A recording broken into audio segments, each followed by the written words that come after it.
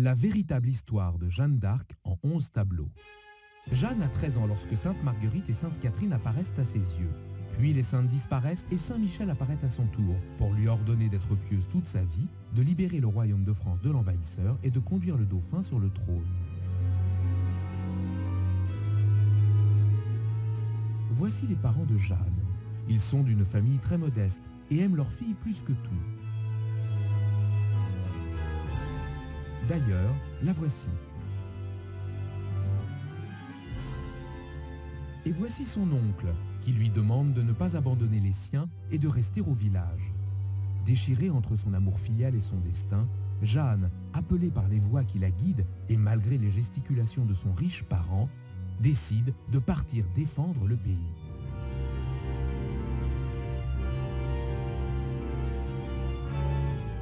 À l'entrée de la cité fortifiée, un soldat monte la garde. Il porte casque, hallebarde et collant bicolore. Jeanne supplie le soldat de la laisser rentrer car elle veut expliquer son dessein au seigneur de ces lieux et lui demander son aide. Après un court moment d'intransigeance, la sentinelle se laisse finalement convaincre et Jeanne peut enfin entrer par le pont-levis, suivie de quelques soldats en escorte.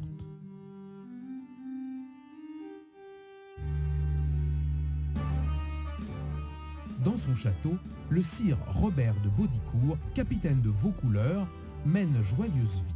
3 femmes, des seigneurs et un moine partagent ses agapes. Entre Jeanne, qui tente de convaincre Baudricourt de l'importance de son dessein. Ce dernier, tout d'abord incrédule, lui offre à boire et l'invite à se joindre au fêtard, mais elle jette à terre la coupe qu'il lui tend. Pas de temps à perdre en faisant la fête, il faut vite prendre les armes pour défendre le pays. Convaincu, Baudricourt prend son épée, la remet à Jeanne et lui confie une armée.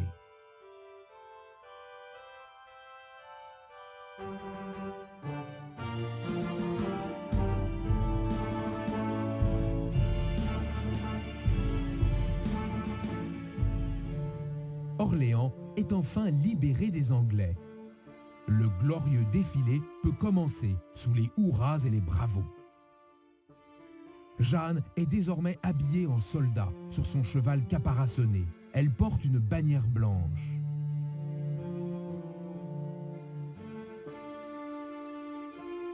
Puis, voici le cortège qui va se poursuivre et se poursuivre et se poursuivre encore de façon interminable, car c'est désormais une grande armée que commande la pucelle Jeanne.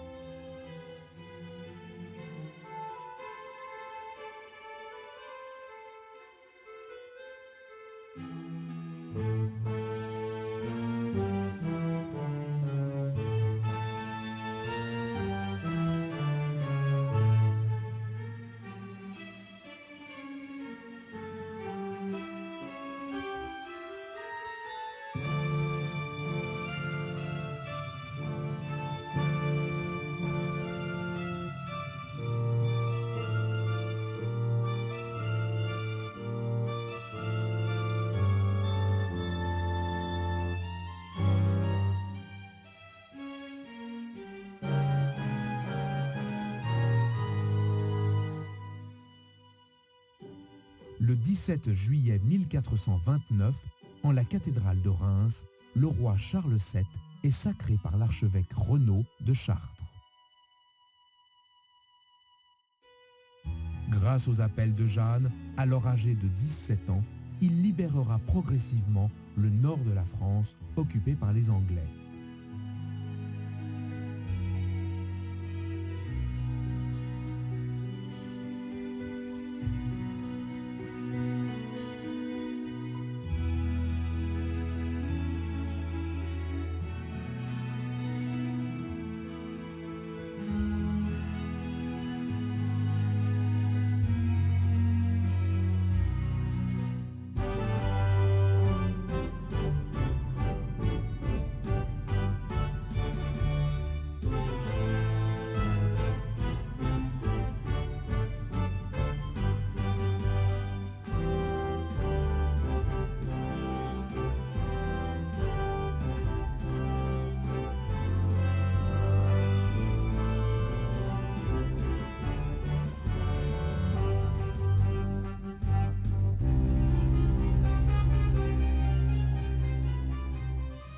Nous sommes devant le château de Compiègne. Et voici Jeanne d'Arc, désormais chef d'armée, qui ordonne l'assaut. Alors que sur son ordre, 4 combattants commencent à démolir la palissade, 8 ennemis sortent de la porte du pont-levis. Un homme saisit Jeanne, la fait tomber, puis l'emporte dans le château. La bataille continue de plus belle. Il faut libérer Jeanne.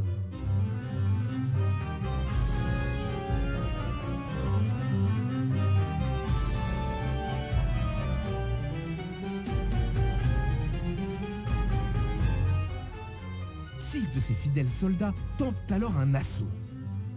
Ils prennent des échelles qu'ils plantent dans le fossé et montent le long des murailles du château.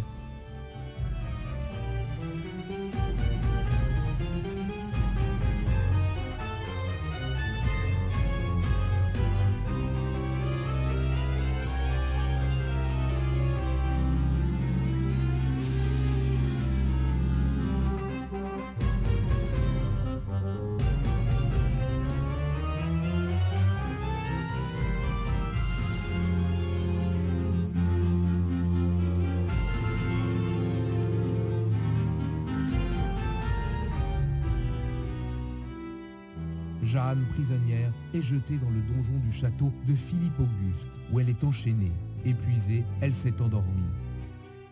Dans ses rêves, Saint Michel lui apparaît une dernière fois pour lui rappeler ses engagements et son destin.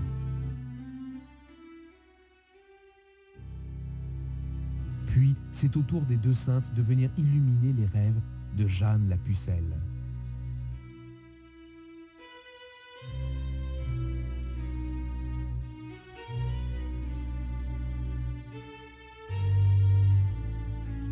Alors que Jeanne s'éveille, ses geôliers entrent et lui ordonnent de la suivre.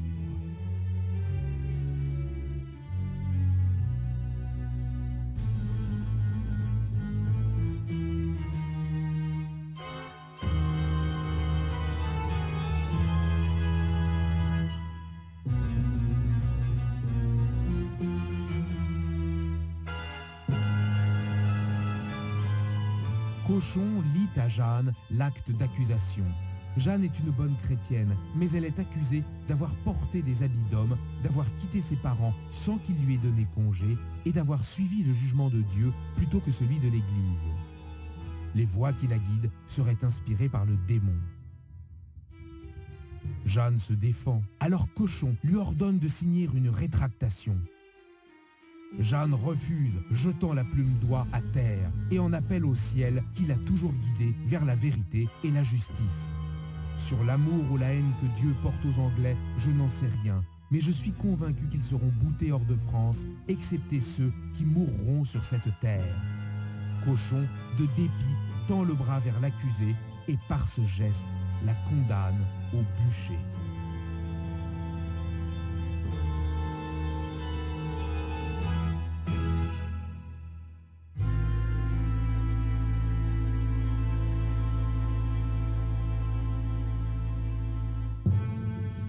Sur la place du marché, à Rouen, est dressé le bûcher, une dalle massive de pierre surmontée des mots relapse, hérétique. Cochon est assis sur l'estrade, à droite de la scène.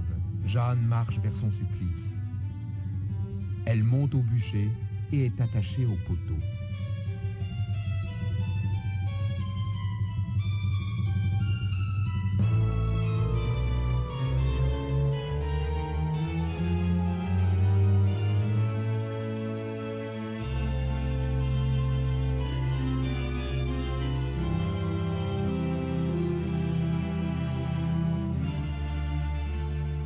Alors que les premières flammes s'élèvent, arrive un prêtre qui présente à Jeanne une croix à baiser en signe de rédemption.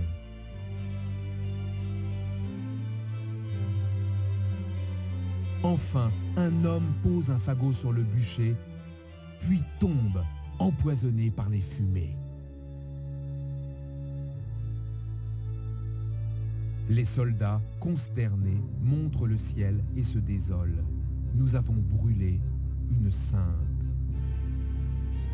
Les nuages s'ouvrent sur un triangle d'or. 12 anges musiciens sont là et Jeanne la bienheureuse les rejoint, sortant du sol, ouvrant les bras.